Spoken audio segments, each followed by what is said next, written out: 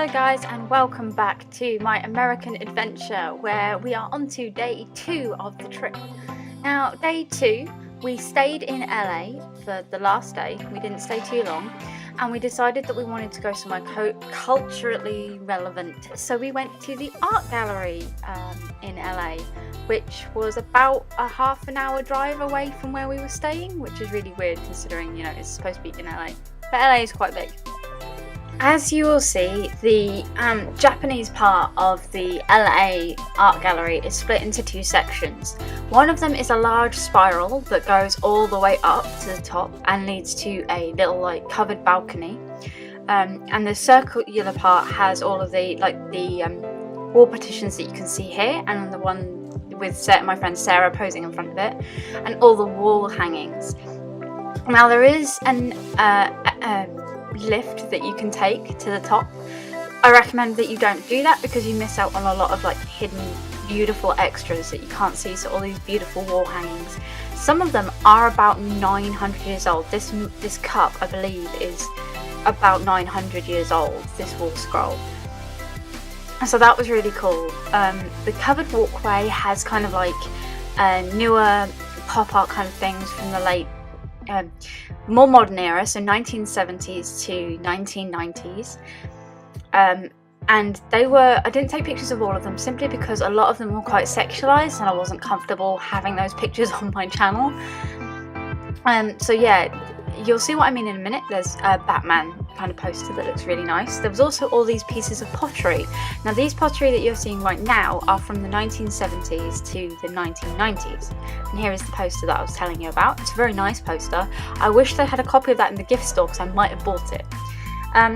The second section to the Japanese gallery is the section with this Buddha statue in it and several others of the type that has what they called ancient Japanese art styles and stuff. So these here, or those were fans that were decorated and they were used to hand out food, excuse me, and were very stunning pieces of artwork. This little bunny that's coming up here and a series of puppies that you will see very soon are what are known as hand warmers. You put coals inside of the pottery, and then as they heated up the pottery, there's little air vents in the top where you could put your hands to keep them warm, and then obviously you could hold it when it had cooled down enough. That was quite useful. This vase that you can see here is one of the oldest pieces of pottery that I believe was ever found. It's thousands of years old, I seem to remember, and it's made out of rolls of clay mixed together and pushed together. Next you have these Noah masks and the suits of samurai armour that were dotted around the room. I believe this is the oldest set that they had. There were several others, but there were other customers, patrons of the arts there, and I didn't want to ask them to move. These monkeys are really cute as well. They are 2 separate stumps that are literally just carved to look like monkeys, and again they are very, very old. This is a beautiful writing set that was a gift from an emperor to one of his chosen. I really like the fact that the ink is still in place and would still probably work. It's a lovely detailed piece without the pens though. I can't remember which Japanese ancient kami, I think it's kami, that was, but it was the one that supposedly destroyed the emperor's enemies. And these here are 2 ancient pillows. Yes, you heard that right, sorry. Pillows made of wood. This is a little shrine, a carryable shrine, and it has another kami in it. I can't remember what her name is, but she would be called upon by wives when they thought their husband was unfaithful. So the final picture here is the picture of the Japanese art gallery from the outside. When I turned around and took this photo, I realised that it actually tried to look like a Japanese tea house.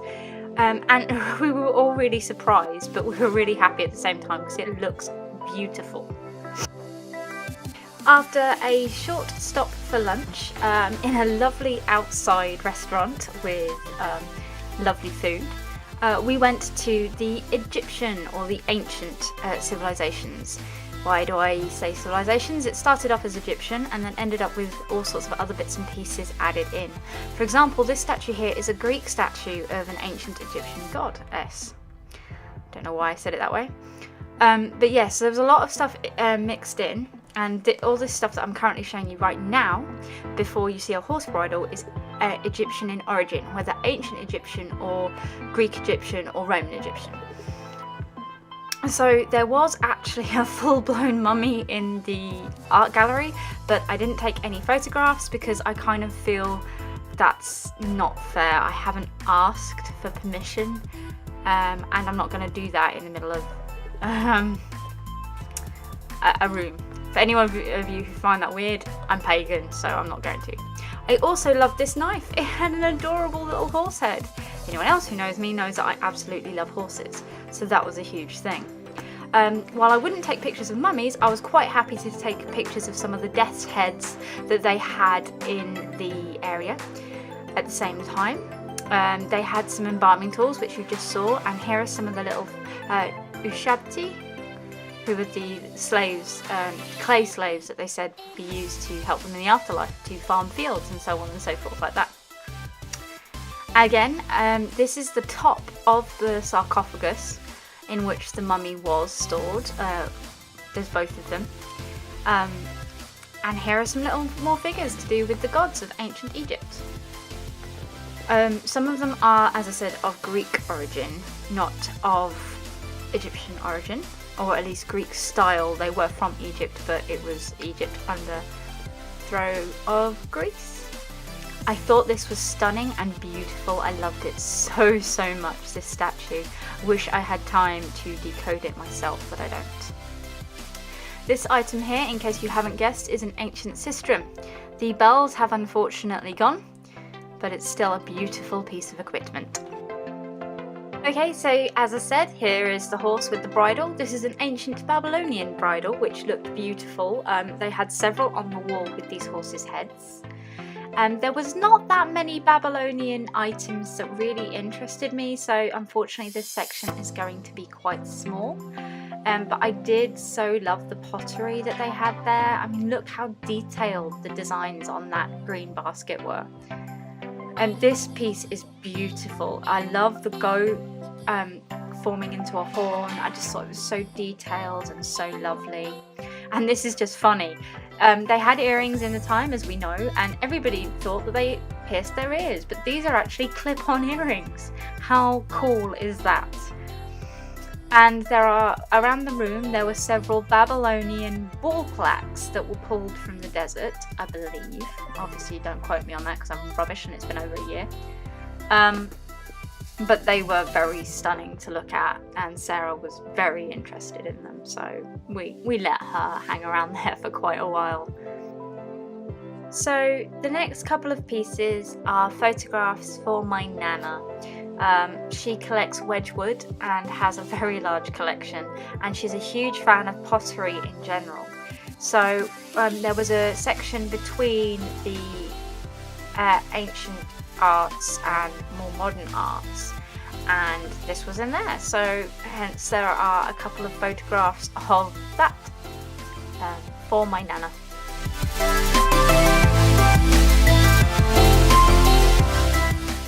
So from this point on, there is more what they termed modern art, so anything from like the Renaissance period up to modern day. These statues, though they may look contemporary of their time period, they actually weren't. These are reproductions from the Renaissance period, I seem to remember. There were so many lovely pieces of artwork and all that kind of stuff. I mean, this one's quite whimsical, blowing bubbles and stuff like that. And I couldn't take photographs of everything. We couldn't go around everything that we wanted to go around in the end because we didn't want to get caught in traffic on the way home, so or back to the hotel room.